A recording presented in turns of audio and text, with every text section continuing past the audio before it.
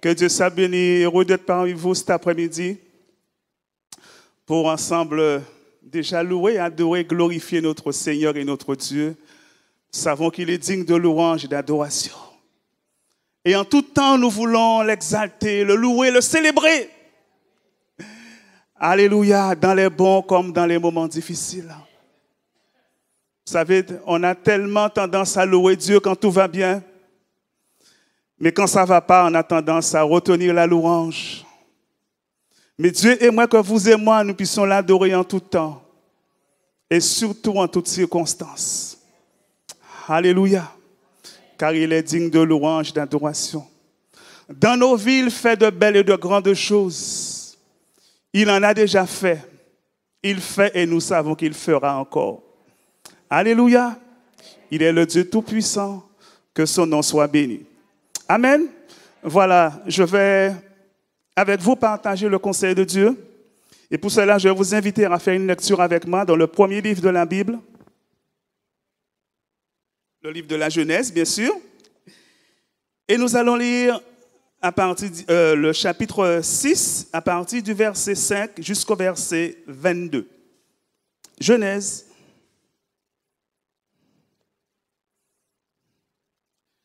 Genèse chapitre 6, à partir du verset 5, je lis. L'Éternel vit que la méchanceté des hommes était grande sur la terre et que toutes les pensées de leur cœur se portaient chaque jour uniquement vers le mal. L'Éternel se repentit d'avoir fait l'homme sur la terre et il fut affligé en son cœur. Et l'Éternel dit, j'exterminerai de la face de la terre l'homme que j'ai créé. Depuis l'homme jusqu'au bétail, aux reptiles et aux oiseaux du ciel, car je me repens de les avoir faits. Mais Noé trouva grâce aux yeux de l'Éternel. Voici la postérité de Noé. Noé était un homme juste et intègre dans son temps. Noé marchait avec Dieu. Noé engendra 3 fils, Sem, Cham et Japheth. La terre était corrompue devant Dieu. La terre était pleine de violence. Dieu regarda la terre et voici. Elle était corrompue car toute chair avait corrompu sa voie sur la terre. Alors Dieu dit à Noé, la fin de toute chair est arrêtée par devant moi, car ils ont rempli la terre de violence. Voici, je vais les détruire avec la terre. Fais-toi une arche de bois, de gopher. Tu disposeras cette arche en cellules et tu l'enduiras de poids en dedans et au dehors. Voici comment tu la feras. L'arche aura 300 coudées de longueur, 50 coudées de largeur et 30 coudées de hauteur. Tu feras à l'arche une fenêtre que tu réduiras en une coudée en haut. Tu établiras une porte sur le côté de l'arche et tu construiras un étage inférieur, un second et un troisième. Et moi, je vais faire venir le déluge d'eau sur la terre pour détruire toute chair ayant souffle de vie sous le ciel. Tout ce qui est sous la terre périra. Mais j'établis mon alliance avec toi. Tu entreras dans l'arche, toi et tes fils, ta femme et les femmes de tes fils avec toi. De tout ce qui vit, de toute chair, tu feras entrer dans l'arche 2 de chaque espèce pour les conserver en vie avec toi. Il y aura un mâle et une femelle, des oiseaux selon leur espèce, du bétail selon son espèce et de tous les reptiles de la terre selon leur espèce. 2 de chaque espèce viendront vers toi pour que tu leur conserves la vie. Et 3, prends de tous les aliments que l'on mange et fais-en une provision auprès de toi, afin qu'ils te servent de nourriture ainsi qu'à eux. C'est ce que fit Noé. Il exécuta tout ce que Dieu lui avait ordonné. Amen. Te bénissons, ô Dieu, nous te rendons grâce pour ta bonté et ta fidélité, mais particulièrement pour ta parole qui est la vérité. Et nous prions qu'en cet après-midi, Seigneur, cette parole de vie, d'amour et d'espérance puisse trouver place sur le chemin de nos cœurs. Tu sais combien nous avons besoin d'entendre ta voix, besoin d'entendre tes conseils, ô Dieu, besoin d'être instruit, d'être enseigné par toi. Comme tu sais si bien le faire, parle au cœur de tes serviteurs, parle au cœur de tes servantes en cet après-midi. Te bénissons pour toute grâce qui vient de toi, Père. À ton nom soit toute la gloire et cela dans le nom précieux, merveilleux et béni de Jésus. Amen. Le titre de la pensée s'intitule « Le premier confinement ». Le premier confinement, et vous allez comprendre pourquoi. Le confinement, voilà un mot, une expression qui est devenue très célèbre ces derniers mois et qui le plus souvent est sur toutes les lèvres. Un mot, une expression qui est synonyme d'interdiction, de restriction, d'empêchement, mais aussi d'angoisse et de peur. Angoisse pour les couples qui n'ont pas l'habitude de vivre ensemble en continu, de demeurer ensemble, d'être ensemble. Et le confinement le plus souvent est pour l'une d'elles, particulièrement les femmes, un moment d'angoisse et de peur. Et vous avez entendu comme moi, et vous savez que le plus souvent, le confinement est synonyme de tension, est synonyme de violence, synonyme de conflit. Et comme on le dit souvent, comme vous entendez comme moi, c'est synonyme de la montée de la violence conjugale. Donc des personnes, particulièrement des femmes, ont peur quand ils entendent parler de confinement. Angoisse et peur également pour les salariés de perdre leur travail. Car combien de personnes ont perdu leur travail à cause des confinements à répétition? Et certainement, il y a encore des personnes qui vont perdre leur travail parce que les jours, les semaines, les mois et bientôt les années se suivent et se ressemblent. On ne voit pas le bout du tunnel. Il y a également les chefs d'entreprise, les responsables. Ils vivent dans l'angoisse et la peur de mettre la clé sous le paillasson, de fermer définitivement leur entreprise parce qu'ils ne comprennent pas ce qu'on est en train de vivre. Alors qu'ils avaient prévu avec leur entreprise d'être une personne raisonnable et respectable, de faire vivre leurs salariés, et ils se rendent compte que malgré toute leur bonne volonté, les choses ne vont pas pour le mieux. Bien que l'État, le gouvernement français, fait tout en sorte pour éviter la casse, limiter la casse et éviter le pire, en accordant des aides exceptionnelles pour maintenir à flot certains domaines d'activité. Mais nous savons, vous et moi, que le confinement est toujours synonyme de peur et d'angoisse. Et la question que je voudrais vous poser et que Dieu voudrait nous poser en cet après-midi, qu'en est-il pour nous? Comment vivons-nous le confinement? Est-ce que nous vivons le confinement dans la peur et dans l'angoisse? Ou est-ce que nous vivons le confinement dans la paix de Dieu? Cette paix qui surpasse toute intelligence. En tout cas, la volonté de Dieu, c'est que vous et moi, nous puissions vivre ces moments de restriction, ces moments d'interdiction dans sa paix. Amen. C'est dans sa volonté que vous et moi, nous soyons dans sa paix. Le prophète Jérémie nous dit ceci dans le livre des Lamentations au chapitre 3 et au verset 37. Jérémie chapitre 3, verset 37.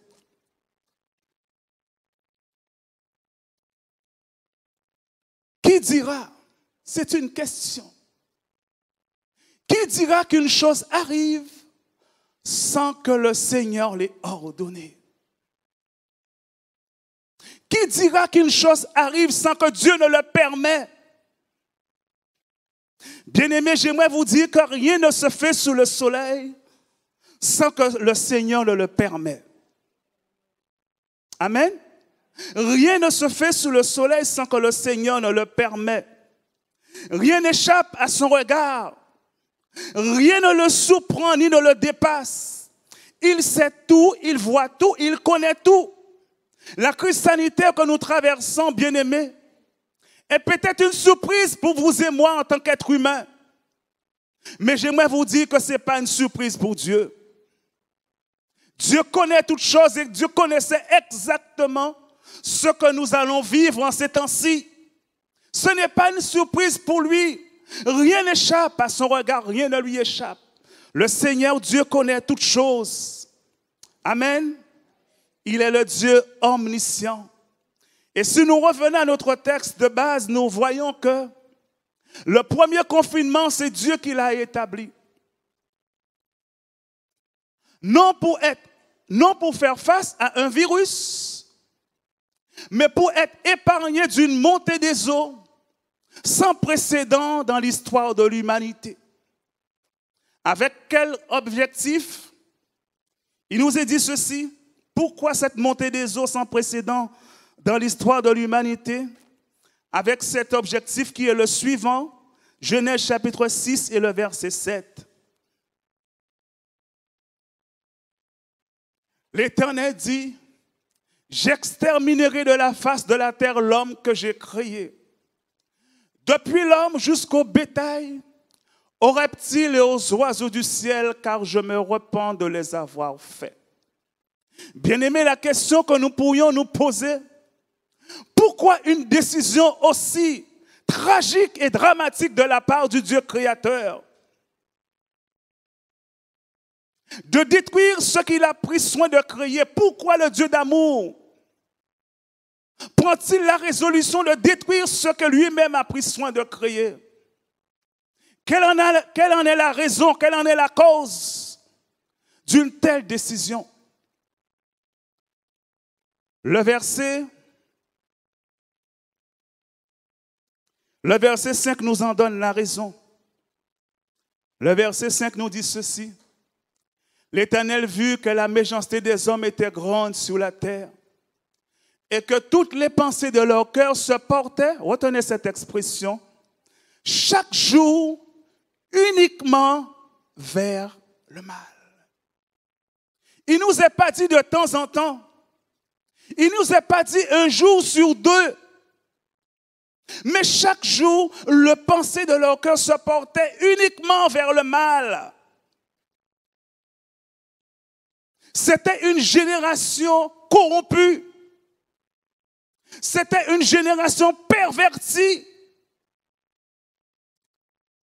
Et comme c'était une génération corrompue et pervertie, le Dieu saint, le Dieu 3 fois saint, comme nous disons, n'a pas pu supporter une telle décadence morale.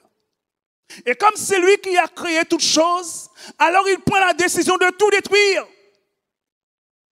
Regardez ce que nous dit le verset 7. Le verset 7 nous dit ceci. Et l'Éternel dit, j'exterminerai de la face de la terre l'homme que j'ai créé, depuis l'homme jusqu'au bétail, aux reptiles, aux oiseaux du ciel, car je me reprends de les avoir faits. Voici la décision que Dieu prend. Voilà la résolution que Dieu prend. De détruire, d'exterminer de la surface de la terre toute la race, à la fois humaine, mais également la race animale. Mais heureusement pour nous, il y a eu Noé. Heureusement pour la race humaine dont vous et moi nous faisons partie, il y a eu Noé. Et regardez ce que nous dit la parole de ce Noé au verset 9. Au verset 9, il nous est dit ceci. Voici la postérité de Noé. Noé était un homme juste et intègre dans son temps, dans sa génération. Noé marchait avec Dieu. Frères et sœurs, ce qui est formidable pour nous, la race humaine, c'est qu'au milieu de cette génération corrompue, au milieu de cette génération pervertie, Dieu a trouvé un homme juste, Dieu a trouvé un homme intègre. Alors qu'est-ce que Dieu fait? Dieu prend la résolution de préserver non seulement la race humaine, mais également la race animale. Et il demande à Noé de construire une arche et de faire entrer toutes les espèces d'animaux par paire. Verset 19 nous dit ceci. De toute chair qui vit, non, de tout ce qui vit, pardon, de toute chair, tu feras entrer dans l'arche 2 de chaque espèce pour les conserver la vie avec toi. Il y aura un mâle et une femelle. Donc nous comprenons, frères et sœurs, qu'au milieu de tous ces milliers et peut-être ces millions d'animaux qu'il y avait sous la terre, Noé était obligé de faire un choix. Noé était obligé de faire une sélection, car il fallait un mâle et une femelle. Mais sous la terre à ce moment-là, mais il y avait des milliers d'animaux. Il y avait des millions d'animaux. Mais Dieu lui a dit, tu fais rentrer un mâle et une femelle, pas plus.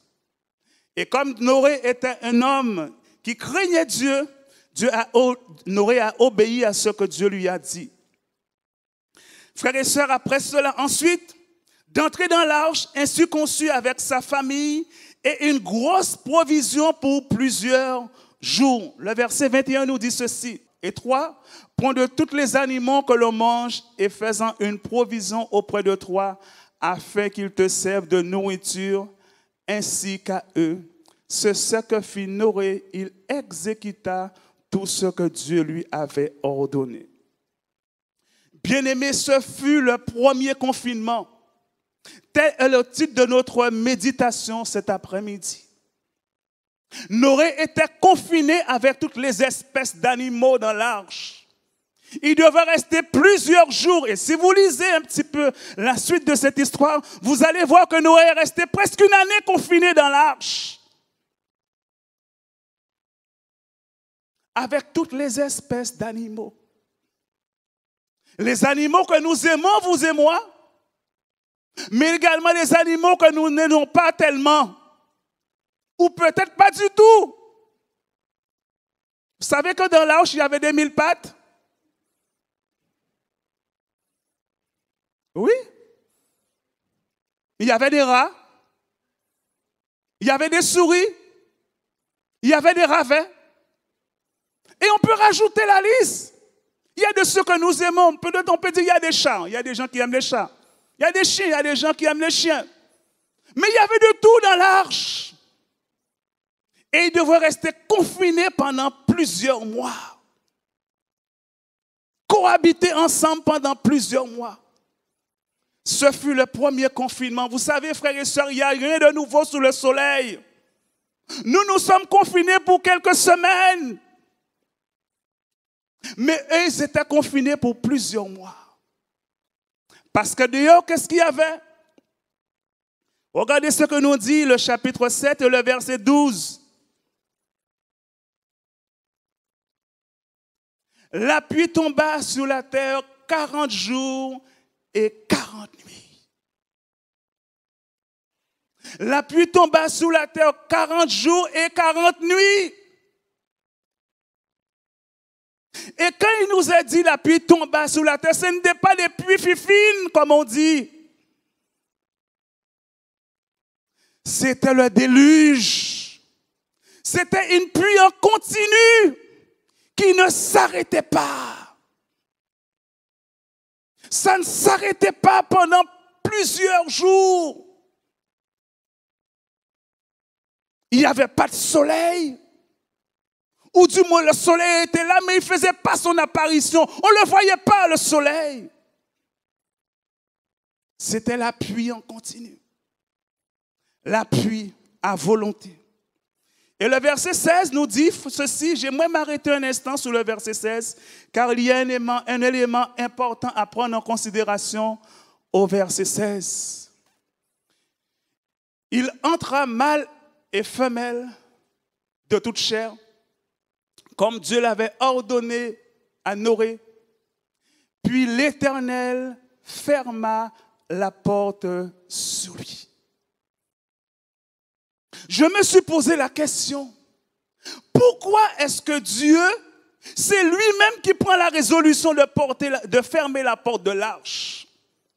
Pourquoi est-ce qu'il n'a pas laissé le soin à Noé de fermer la porte de l'arche, alors que c'est Noé qui a construit l'arche, n'est-ce pas vrai? Pourquoi? Pourquoi est-ce que c'est lui-même qui a pris la résolution de fermer la porte de l'arche? Frères et sœurs, écoutez-moi attentivement. Il y a des choses que Dieu va nous demander de faire. Il y a des choses que Dieu va nous demander d'exécuter. Il y a des choses que Dieu va nous demander d'entreprendre. Mais il y a également des choses où Dieu prendra toute sa responsabilité. Vous m'avez bien entendu? Des choses où Dieu lui-même prendra toute sa responsabilité. Surtout lorsque sa patience a été mise à rude épreuve. Une patience inégalable. La patience de Dieu pour cette génération. Dieu a usé de patience. Et je vais ouvrir une parenthèse pour dire ceci. Dieu également use de patience envers ceux et celles qui ne sont pas encore venus à lui. Dieu est très patient. Sa patience est inégalable. Sa patience est incomparable. Mais j'aimerais vous dire que la patience de Dieu a ses limites. Vous m'avez bien entendu? La patience de Dieu a ses limites. Et quand je dis que la patience de Dieu a ses limites, déjà envers ceux et celles qui ne sont pas ou qui ont du mal à venir à lui, mais également lorsque Dieu nous parle en tant que ses rachetés, lorsque Dieu nous parle en tant que ses enfants, Dieu nous parle et nous parle encore. La Bible nous dit que Dieu parle tantôt d'une manière et tantôt d'une autre manière. Mais il fait ce malheureux constat, on y prend garde. Certainement, mon frère, Dieu t'a parlé sur certaines choses. Certainement, ma soeur, Dieu t'a parlé sur certaines choses. Et Dieu est en train de user de patience envers toi. Mais tu dois savoir une chose, la patience de Dieu a ses limites. À un certain moment, Dieu sera obligé de prendre toute sa responsabilité. Comme il a pris la responsabilité pour la génération de Noé, à un certain moment, Dieu prendra toute sa responsabilité envers toi. Donc la sagesse veut que quand tu entends sa voix, mon frère, ma soeur, n'endurcis pas ton cœur. Ce qui est valable pour les inconvertis est également valable pour les enfants de Dieu. Vous m'avez bien entendu? Ce qui est valable pour les inconvertis est également valable pour les enfants de Dieu, pour les rachetés du Seigneur. Et frères et sœurs, la conséquence de tout cela, au verset 21 jusqu'au verset 24, il nous est dit ceci. Tout ce qui se mouvait sous la terre périt, tant les oiseaux que le bétail et les animaux, tout ce qui rampait sur la terre et tous les hommes. Tous ceux qui avaient respiration, souffle de vie dans ses narines et qui étaient sur la terre sèche, moururent. Tous les êtres qui étaient sur la face de la terre furent exterminés. Depuis l'homme jusqu'au bétail, aux reptiles et aux oiseaux du ciel, ils furent exterminés de la terre. Il ne resta que Noé et ceux qui étaient avec lui dans l'arche. Et le verset 4. et les eaux furent grosses sur la terre pendant 150 jours. Amen. Pendant 150 jours.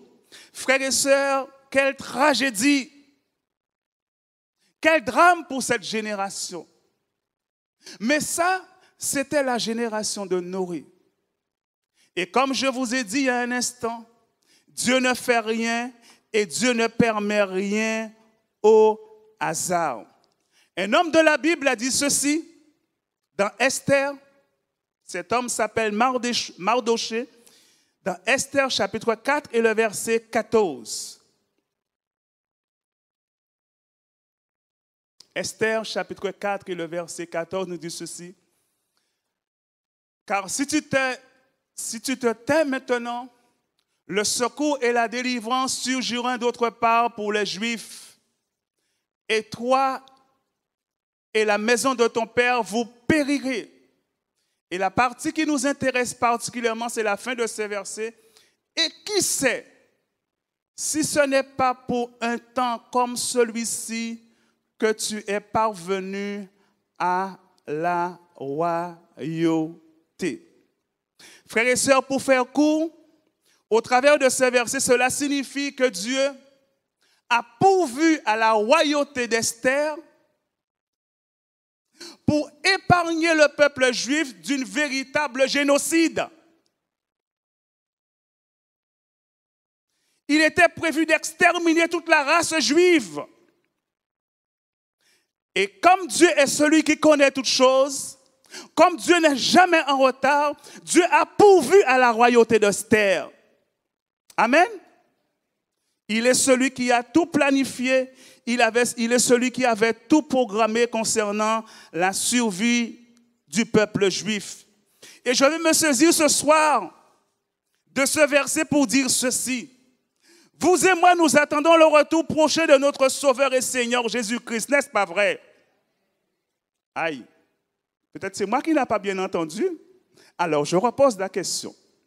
Vous et moi, nous attendons le retour de notre Sauveur et Seigneur Jésus-Christ. Amen.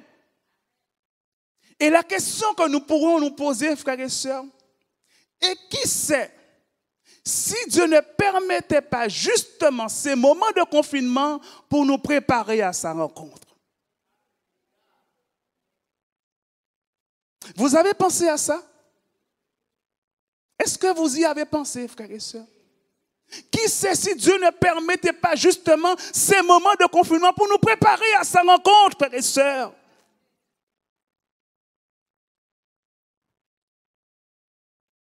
Et certainement, je veux croire que dans nos vies, il y a des choses à régler. N'est-ce pas vrai? Il y a certainement des choses à régler. Il y a certainement des choses à considérer. Car j'aimerais vous dire qu'on ne rencontre pas Dieu dans n'importe quelle condition. Vous m'avez entendu? On ne rencontre pas Dieu dans n'importe quelle condition. Certainement, au travers de nos vies, il y a des choses à régler. Il y a des choses à considérer. Et Dieu permet justement ces moments de confinement, non pas pour que nous puissions être boudés, non pas pour que nous puissions nous irriter face aux autorités, mais profiter de ces moments de confinement comme un tremplin pour nous préparer à la rencontre de notre Sauveur et Seigneur Jésus-Christ. Passer plus de temps avec lui dans la prière. Passer plus de temps avec lui dans la méditation de la parole. Bien-aimés, je ne sais pas si vous vous rappelez, certainement avant l'arrivée de cette crise sanitaire que nous sommes en train de traverser, notre gros problème était le temps. Vous vous rappelez de ça? On n'avait pas le temps. Il y a tellement de choses à faire, on n'a pas le temps. Mais au travers de ces moments de confinement, Dieu nous donne du temps. Du temps pour chercher sa face. Du temps pour être en sa présence. Du temps pour le prier. Du temps pour connaître sa volonté. Invoque-moi et je te répondrai, du Dieu. Dieu a des choses à nous dire, frères et sœurs. Dieu a des choses à nous communiquer. Car dans nos vies, certainement, il y a des réglages à faire pour certains. Peut-être des petits réglages pour certains. Mais peut-être des gros réglages pour d'autres, frères et sœurs. Peut-être que ça fait des mois, des années que tu marches avec Dieu. Mais Dieu voit qu'au travers de ta vie, tu ne remplis pas encore les conditions pour partir avec lui. Alors Dieu permet ces moments, justement. Ces moments de pause. Ces moments de confinement pour que tu puisses te remettre en question. Et réaliser l'amour de Dieu à ton égard. Et son désir que tu sois avec lui pour l'éternité. Il y a des choses à régler. Il y a certainement des choses à considérer. Frères et sœurs, surtout, comme je l'ai dit, ne nous irritons pas au travers de ces moments de confinement, mais demandons au Seigneur de connaître sa volonté, afin que vous et moi, nous puissions appliquer notre cœur à mettre sa volonté à exécution. Amen. Frères et sœurs, vous et moi, nous vivons l'instant présent, mais nous ne connaissons pas l'avenir. N'est-ce pas vrai?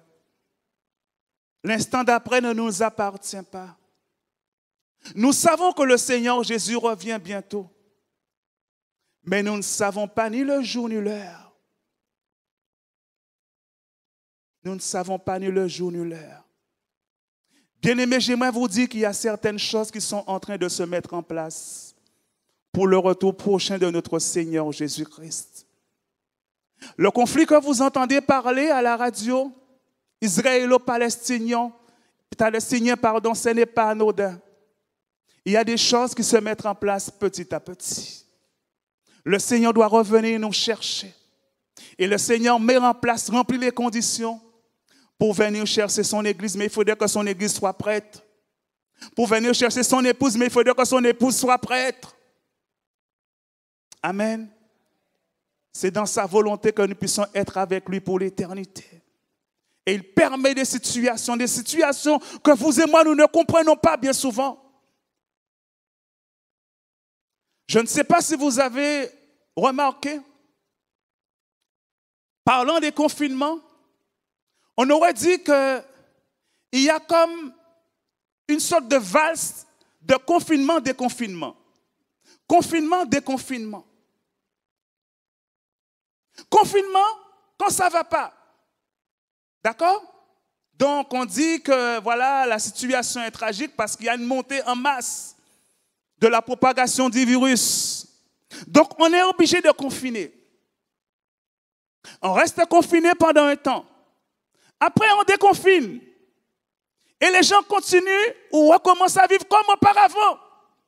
Qu'est-ce qui se passe? Le virus encore agit. Le virus encore est en action. On est obligé de reconfiner.